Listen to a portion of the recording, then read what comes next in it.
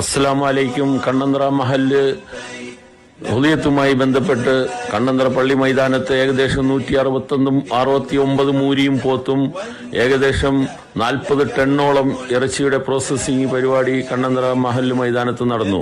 അതിൽ ഏകദേശം 21.5 ടണ്ണ് ഇറച്ചി പള്ളിയിൽ വിതരണത്തിനായി എത്തിക്കപ്പെട്ടു. അത് 2350 കുടുംബങ്ങൾക്ക് 7 കിലോ ഇറച്ചി വീതം നമുക്ക് വിതരണം ചെയ്യാൻ പറ്റി. ഇതിനുശേഷം പാവപ്പെട്ട കാർഡില്ലാത്ത പാവപ്പെട്ട വാടകക്കാർക്ക് 3 കിലോ ഇറച്ചി വീതം വിതരണം ചെയ്യാൻ സാധിച്ചു.